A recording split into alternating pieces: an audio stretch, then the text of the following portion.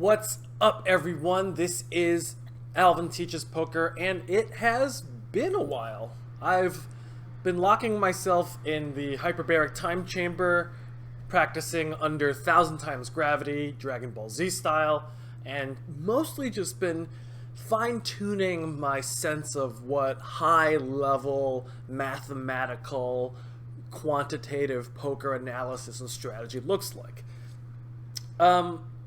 I'll be honest with you. Very often when I am stressed out, when I'm feeling anxious, when I don't want to play high stakes, I kind of just like to mess around and play on the smaller stakes. I really enjoy playing games. That's just my first love. And so I love playing games where the stakes are very low to me. For example, I love playing Overwatch. However, when I look at what my competitive SR ranking is, I happen to fall in the bottom 0.5% of all players nationwide. So, kind of embarrassing, but also kind of relaxing to just be able to, play without very much consequences. So sometimes I also just play some small stakes, and that's just really nice because, no offense, I get to just smash on some regulars. So I finally got a 100,000 hand sample. It took me about a year, ran pretty well, ran obviously better at the higher stakes. And, if anything sticks out to me that I am proud of, it's that I had a positive non-showdown over this entire stretch from 25 no limit to 200 no limit, and, pretty much just put the money in good, as you can see from my blue line. And so this is somewhat different from the graphs of what my opponents look like. And so one of the great things about Ignition that we're going to dive into today is that when you play anonymous zone to prevent collusion and cheating, or at least to kind of assuage the general public of how much collusion there is, you're allowed to see everyone's whole cards after 24 hours, which is an analyst's dream because, despite the games being anonymous, you still get a huge amount of information of what the average bad regular or slightly passive, semi-professional or / advanced amateur, you get a sense of how they're playing, what their style looks like. So here we have an opponent's, my generic opponent's name from all of the Ignition hands, as well as some of the opponents that we were analyzing from one of my student seminars. But this is what the average collective regular poker player's graph is going to look like. They're losing both at showdown and at non-showdown. So if you're a break-even or slightly losing or, small winning regular, and you are winning at showdown but tanking at non-showdown, this video's for you.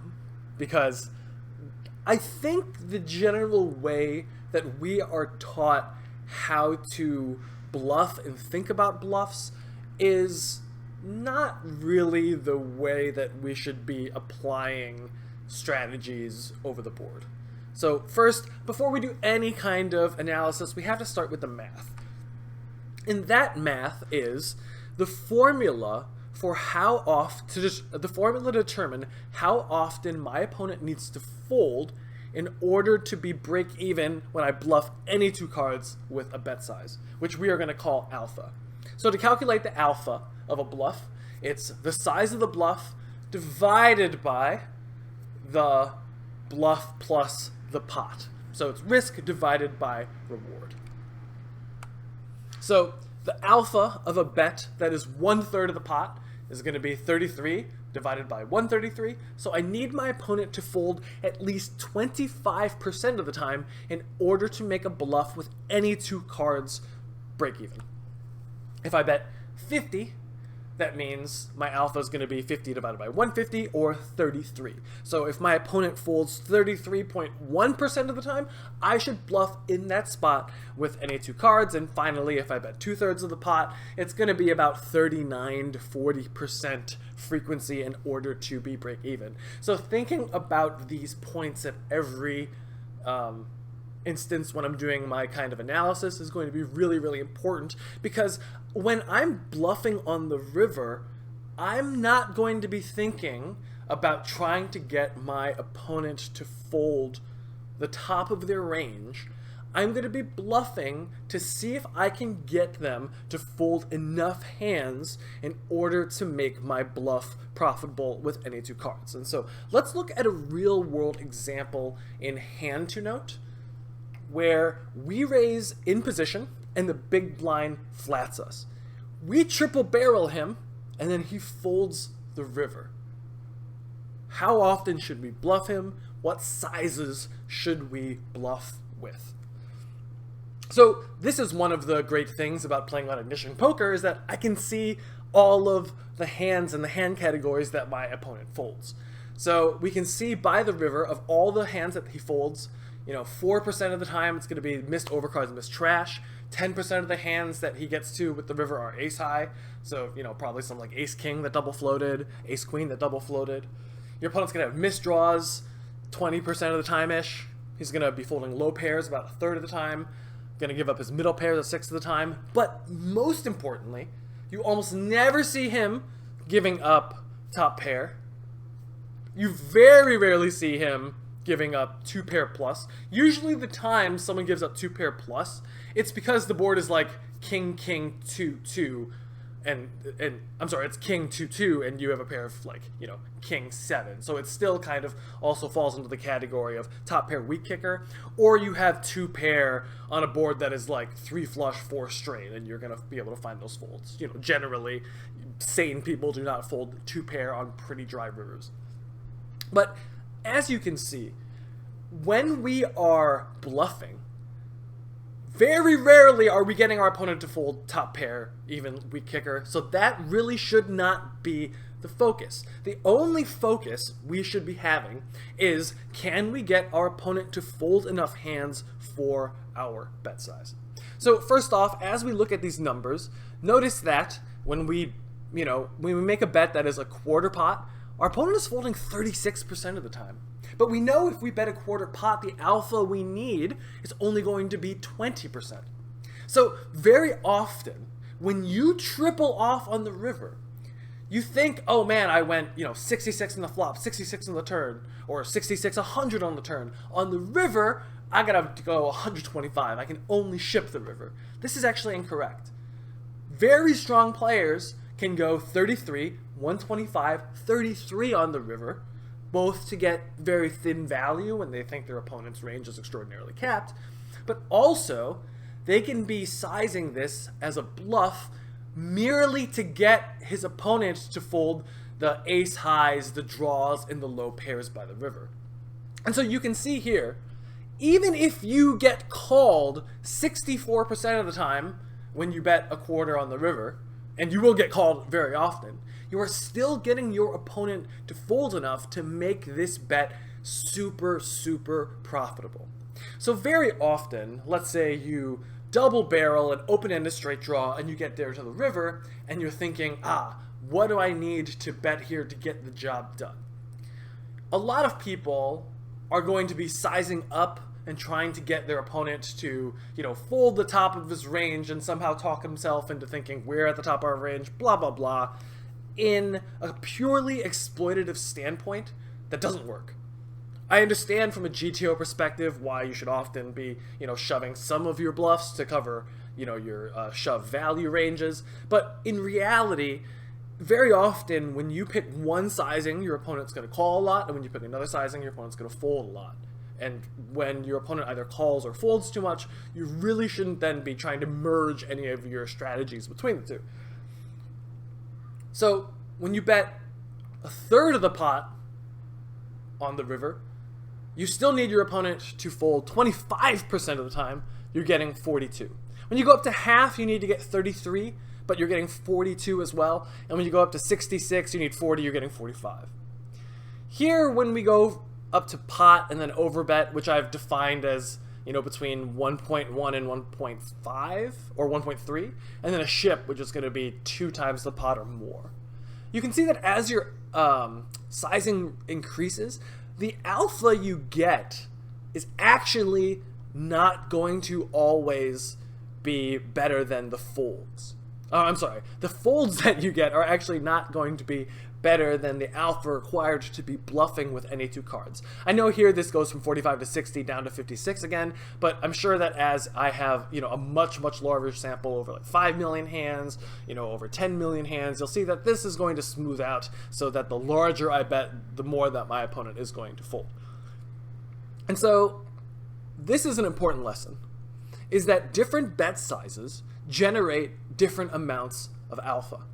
I'm sorry, different bet sizes generate different amounts of folds, but the amount of folds you get compared to the alpha required to bet any 2 cards is going to drastically vary. And this has to do with the fact that no matter what sizing you bet, your opponent is always going to fold the same amount of busted draws by the river. So that's just going to be very static.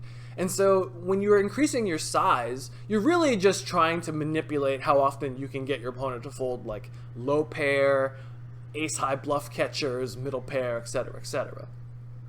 So once you have this kind of static range locked in, it makes a lot of sense to bet very small just to try to get him to fold all of his air and then just be resigned to still losing 64% of the time and realizing that you were very profitable there. This is again over a small sample, but I am quite sure that across many scenarios, the biggest differences, the biggest disparities from how often someone folds to the amount of alpha you need to be profitable with any 2 is going to be the most disparate at when you make very small sizes and very large sizes, right? So people respond very poorly when you go very small, and they also respond very poorly when you go very large, often in different ways.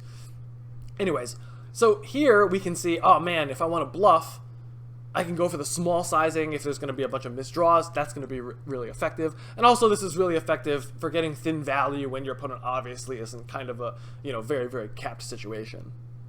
Inversely, when I have very strong hands, I want to be betting very large in spots where the amount of folds I generate are actually near or below the amount of alpha I need with any 2 cards. AKA, my opponent is just defending there either optimally or more than optimally in order to, prevent me from auto-profiting.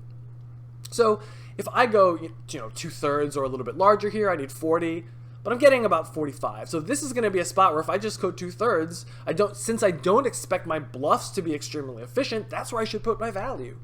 And so this might look extraordinarily exploitable.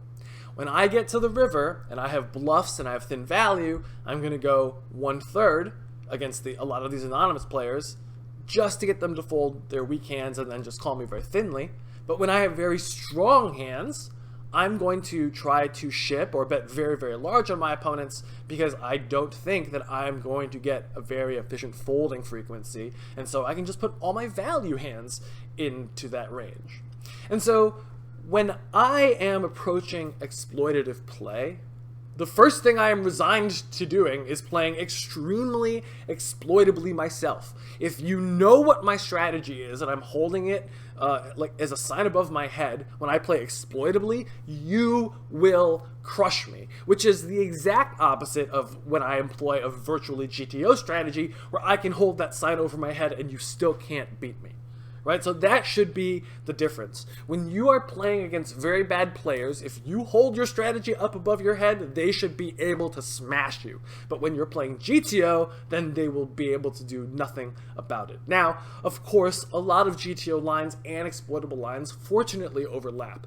For example, when I recommend c-betting 1/3 in position, in a lot of spots that is actually really exploitative because, as we've said, our opponents respond very poorly to very small bet sizings. But also, from a GTO perspective, it's very, very near an optimal equilibria if you use multiple bet sizings. And in fact, there are a couple spots where GTO recommends betting very small for 99% of the time anyways. So, when you have bluff hands, put it into the sizings and lines that you think generate the most folds versus your alpha. And then when you have value hands, put it into the spots where you are extremely, extremely inefficient in how many folds you get. Now, what you are looking at as a pop-up from hand to note, which is a type of database, but you can also do this in Hold'em Manager using a couple of filters and then using a bet sizing filter to kind of recreate what I've been doing here on the side, except instead of making, a villain bets, it's, villain bets X and Y sizing. It's a little more time consuming and you don't get these cool visualizations, but you can still use it to test how efficiently you are getting folds versus different bet sizings. So, in conclusion, don't focus on always trying to get your opponent to fold the top of their range.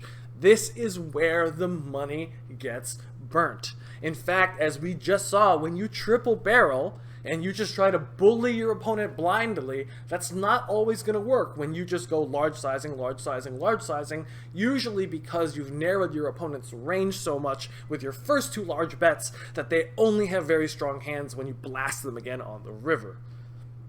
So, when you get to the river, think, man, this guy's got all sorts of busted draws. He had so many pairs and gut shots on the turn. By the river, he has so many hands that he's going to fold to me, I can just go 33 to 40% of the pot and be able to auto-print on my opponent. Now, what's also important is that because you are going to be bluffing in order to merely attack your opponent's folding imbalances, is that you still have to be resigned to losing a ton of pots at showdown. So remember, if I'm betting 1/3 on the river and I'm getting my opponent to fold, 25% of the time minimum, and he actually folds, say, 35% of the time, that still means 65% of the time he's going to call my butt and I'm going to lose. Did I say call my butt? I said call my bluff. Same thing, Freudian slip.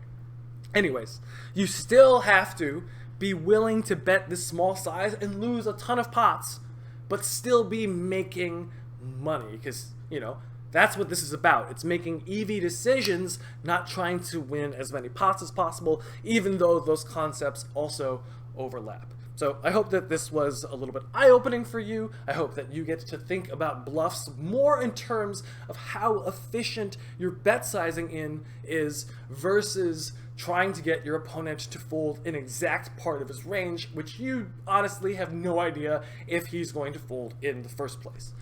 If you enjoyed what you saw today, please check out overnightmonster.com, which is where I have my cash game course. We have a bunch of new students into the student group. There's over 200 new guys, 150 people in our private backroom Facebook forum, where I've been posting just tons of new information, holding seminars. It's, kind of popping off. It's been really good. And I'm really, really proud of the community that we have. So please check this out. Please like and subscribe. And as always, peace out. Good luck at the tables.